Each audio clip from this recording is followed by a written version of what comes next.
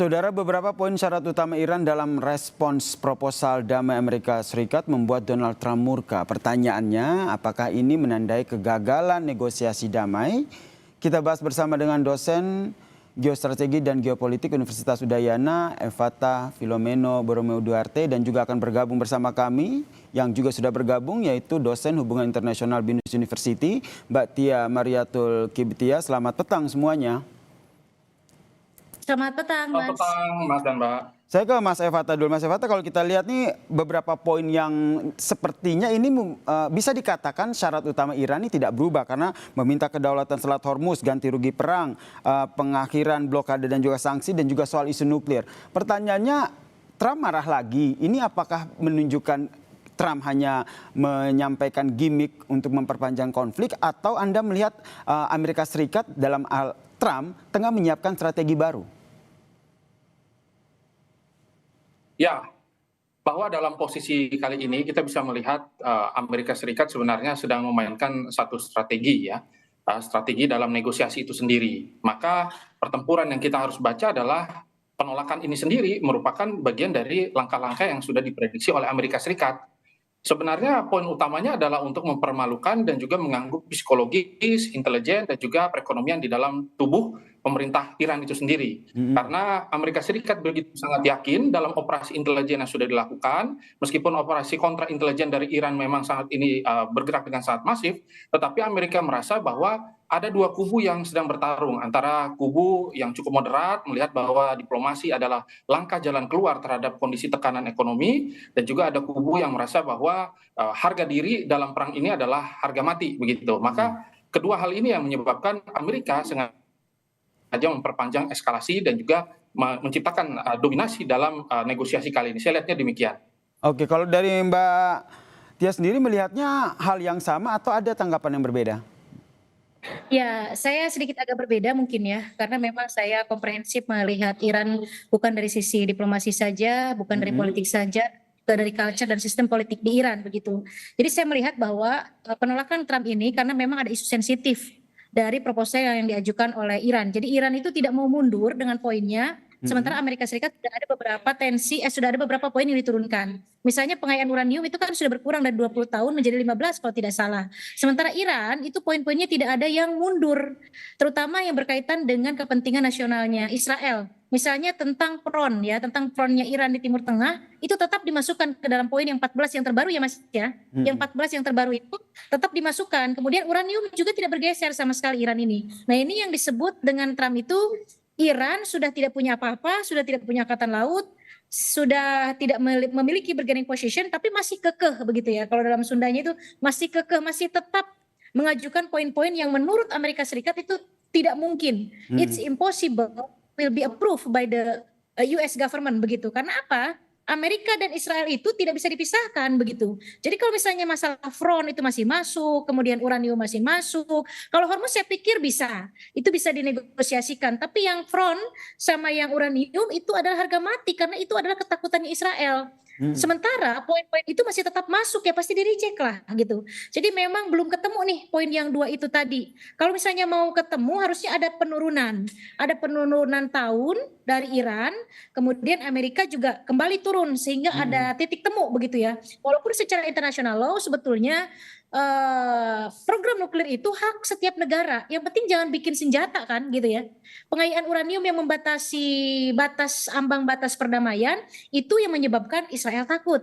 Jadi Israel itu membisik ke Amerika terus bagaimana uranium dan front ini jangan sampai approve oleh Amerika Serikat. Makanya terus reject selama poin yang dua itu ada dalam. Sehingga pertanyaan selanjutnya tadi seperti yang Anda sampaikan Mbak Tia, ini masing-masing negara harus saling bisa dikatakan menurunkan pertimbangannya masing-masing sehingga dapat ditemukan titik temu tersebut. Kalau Mas Evata sendiri melihatnya ini titik temu itu kunciannya, kartunya itu ada di Amerika Serikat, lebih mendominasi atau di Iran? Ya, tentu ada perbedaan doktrin. Tadi saya mungkin menyampaikannya dalam satu pancingan utama ya, bahwa meskipun Donald Trump menyampaikan statement demikian, tetapi Donald Trump juga menyampaikan bahwa Space Force Amerika sudah mengetahui titik-titik di mana lokasi pengayaan uranium ya, yang menjadi ancaman utama bagi Israel. dan juga menjadi ancaman utama bagi Amerika Serikat, sehingga poin utama yang ingin dibawa oleh Amerika Serikat adalah terkait dengan senjata pemusnah massal. Meskipun sampai hari ini kepastian dan juga buktinya itu masih simpang siur ya. Akan tetapi kita juga bisa melihat bahwa Amerika ini memainkan diplomasi penghinaan. Terus-terusan mempermalukan, terusan menolak proposal. Nah, maka sebenarnya yang dilakukan oleh Donald Trump ini menolak perang gitu. Mereka menolak perang, akan tetapi mereka menegosiasikan dan juga menggunakan negosiasi sebagai alat perang itu sendiri gitu. Ya, maka saya melihatnya ada satu upaya ya untuk mendegradasi dan juga mengganggu psikologis. Dan kita juga tidak bisa lupa bahwa sebenarnya titik tekan utama kali ini itu kan terkait dengan masalah Hormuz.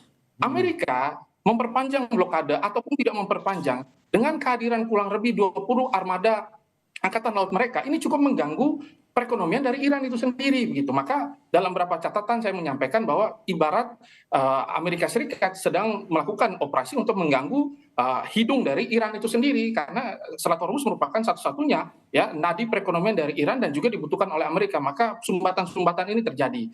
Maka dalam posisi seperti ini sebenarnya apa yang dilakukan oleh Iran berupaya semaksimal mungkin untuk keluar dari situasi, sedangkan Amerika mencoba semaksimal mungkin untuk memperpanjang. Dan mungkin dalam diplomasi yang dilakukan sengaja ya langkah-langkah yang dilakukan oleh Iran dan juga Amerika tidak akan menemukan titik tengah sampai benar-benar Amerika merasa bahwa Iran harus berkata bahwa mereka kalah secara total. Itu yang diharapkan oleh Amerika. Saya lihatnya demikian. Oke, kalau Mbak Tia sendiri, kalau sederhananya kan kalau kita masyarakat awam melihatnya kan ini kedua negara nih maunya apa sih sebenarnya? Ini karena negosiasi juga deadlock yang satu sama lain juga seperti saya mengutip bahasanya Mbak Tia tadi, kekeh dengan pendiriannya masing-masing. Jadi apakah masih ada titik temu untuk negosiasi atau memang kedua negara ini udah siap untuk perang secara militer, perang terbuka Mbak Tia? Ada, round 3 itu akan terjadi kok. Hanya saja memang Amerika Serikat itu kan sebagai negara superpower, sah saja begitu ya. Jadi dia sistem di politik global ini masih unipolar, artinya memang kekuasaan masih didominasi oleh Amerika Serikat. Sah saja dia melakukan apapun, melakukan blokade, double blokade di Selat Hormuz yang itu menjadi teritori negara orang begitu ya. Yang kedua dia menyerang kapal-kapal Iran, memblokade pelabuhan. Sah-sah saja, dia kan negara superpower begitu ya. Tapi saya melihat bahwa ini adalah wrong decisions atau satu kesalahan keputusan dari Donald Trump. Saya tidak menyebutnya secara Amerika keseluruhan. Ini keputusan yang salah dengan Donald Trump yang memang terlalu dekat dengan Netanyahu, terlalu meng-approve apa keinginan Israel, sehingga apapun yang dilakukan oleh Donald Trump salah semua. Kita kembali mereview apapun yang sudah dilakukan oleh Donald Trump itu failed pada akhirnya. Dari mulai misalnya memprovokasi menyerang, Iran balik menyerang, dan yang diserang itu adalah pangkalan-pangkalan militer Amerika Serikat di negara-negara Teluk begitu ya. Beberapa hancur. Kemudian Israel menyerang, Iran menyerang balik begitu. Karena memang kenapa saya katakan ini this is the wrong decision? Karena memang Iran itu berbeda. Iran bukan Venezuela. Berulang kali saya katakan pendekatan terhadap Iran itu tidak bisa kasar, tidak bisa pressure. Iran menghendaki diplomasi, tapi semakin di pressure itu kayak permas. Semakin ditekan dia akan semakin naik. Dia akan semakin melawan dengan segala kekuatannya. Bahkan IRGC dan Mojtaba sudah melakukan pembicaraan bahwa mereka akan sampai titik darah penghabisan mempertahankan sovereignty-nya. Jadi apapun yang dilakukan Amerika Serikat itu tidak berlaku untuk Iran. Bisa Amerika Serikat mempressure untuk menggolkan negosiasinya dengan negara lain, tapi tidak bisa dengan Iran. Tidak bisa dengan Iran. Semakin keras dia akan semakin keras kembali dan akan semakin tidak mau kembali ke perundingan. Tidak begitu caranya mendekati Iran. Dan saya tidak mengerti, Trump tidak paham-paham. Padahal banyak advisernya di sekitar Gedung Putih ya. Karena apa? Karena itu tadi ada faktor eksternal. Negara lain yang selalu menggerecoki supaya perundingan dan deal-deal ini tidak terlaksana. Siapa itu? Israel. Nah ini yang menjadi salah satu kunci ya, bagaimana kedekatan Trump dengan Netanyahu yang juga terus memberikan pengaruh dalam kebijakan-kebijakan yang diambil oleh Trump. Karena pertanyaan selanjutnya, kalau seandainya negosiasi ini tidak berjalan dengan baik begitu, langkah yang diambil oleh Iran sendiri seperti apa? Karena apa yang tadi disampaikan oleh Mas Evata begitu, sebenarnya di internal Iran sendiri juga tengah bergejolak sehingga Trump menyerang internal negara Iran sendiri. Apa yang nanti yang akan dilakukan oleh Trump dengan internal Iran ini sendiri? Kita bahas usai jeda, tetaplah bersama kami di Kompas Petang.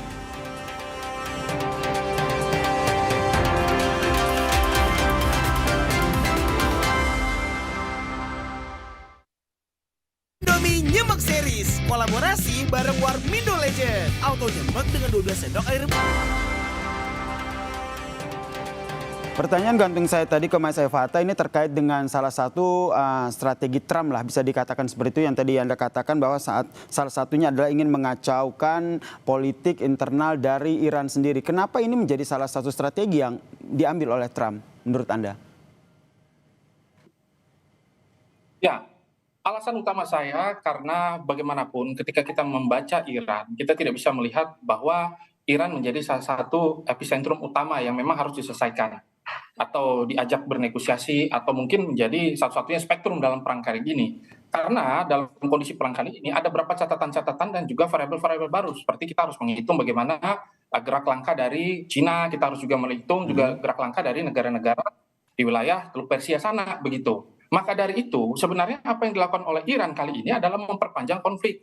Dalam artian ketika kita mungkin kata memperpanjang ini adalah sesuatu yang konotasinya negatif, padahal sebenarnya Iran sedang memainkan proksi-proksi mereka dan membuat apa yang terjadi hari ini begitu sangat mematikan dan juga begitu sangat memilukan bagi Amerika Serikat. Sehingga center of gravity dari Iran yang terus berubah, apakah Selat Hormuz, ataukah pengayaan uranium, ataukah nanti ke depannya terkait dengan Israel atau apapun, ya ini akhirnya menjadi titik yang cukup sulit untuk ditembus oleh Amerika. Maka dari itu, saya melihatnya ada doktrin luka bakar yang dilakukan oleh Iran itu sendiri. Dan sekarang mereka lagi fokus melihat karena banyaknya operasi intelijen di dalam tubuh mereka, dan juga sudah ada pemberian senjata untuk Balochistan, untuk proksi-proksi yang lainnya, Kurdi dan lain sebagainya yang sudah selama ini dijaga oleh Amerika Serikat, ini yang sedang bergerak dan melakukan beberapa aksi-aksi militer di dalam tubuh pemerintahan mereka sendiri gitu. Maka kita akan melihat ke depannya, dan pertemuan dari Moshtaba dan juga Pezeshkian ini kan menandakan bahwa sebenarnya harus ada satu komando, karena selama ini komando yang berada di dalam tubuh Iran ini tidak clear begitu.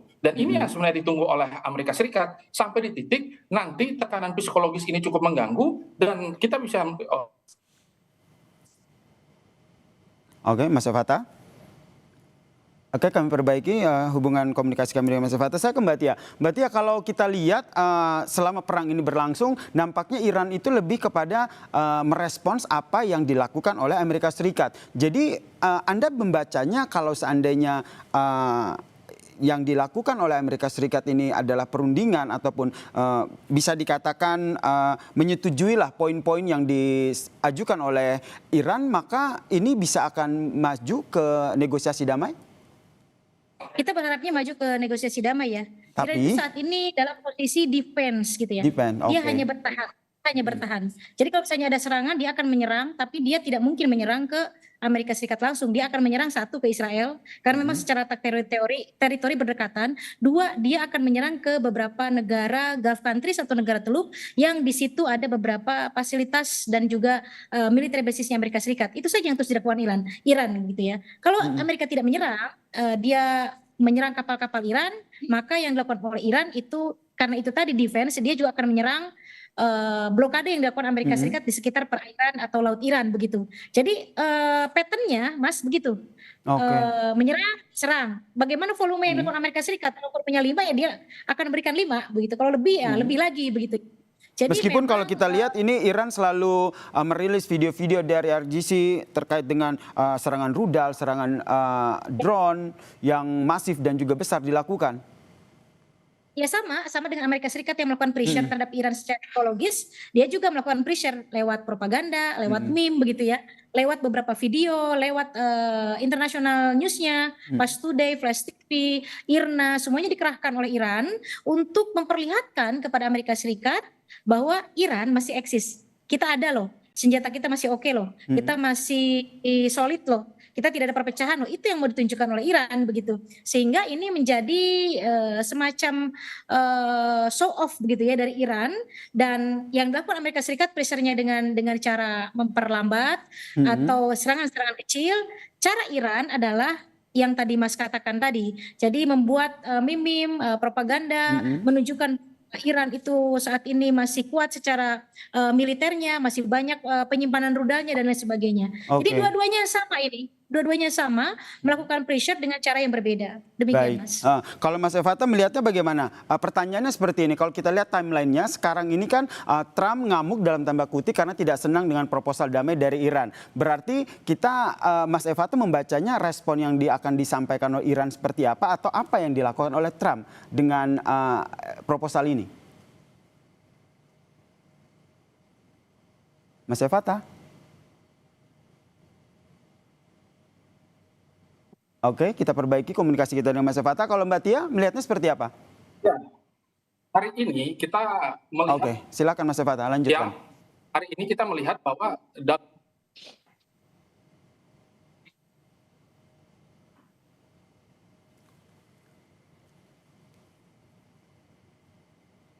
Mas Evata, silakan dilanjutkan. kita bisa melihat sebenarnya posisi yang dimainkan dalam perang kali ini ya dari kedua belah pihak itu adalah perang kontaminasi. Sekarang itu mereka menghindari eskalasi secara besar untuk sementara ya. Akan tetapi perang kontaminasi saat ini kita akan melihat bagaimana aktivitas intelijen, aktivitas serangan-serangan kecil ya, dan juga penempelan-penempelan drone ya, dan juga ranjau yang disebar dan lain sebagainya untuk mengganggu situasi yang ada gitu. Ibarat seperti menuangkan pasir di dalam mesin-mesin atau alat-alat komputer lah. Jadi tetap berjalan tetapi sangat sulit. Nah, ini dia yang sebenarnya dimainkan oleh kedua belah pihak. Dan dalam kondisi seperti ini justru eskalasi itu bisa menjadi satu poin yang benar-benar nanti akan kita lihat bersama begitu. Apakah nanti kedua belah pihak berupaya semaksimal mungkin untuk membawa ini pada kondisi yang sama-sama tidak prima.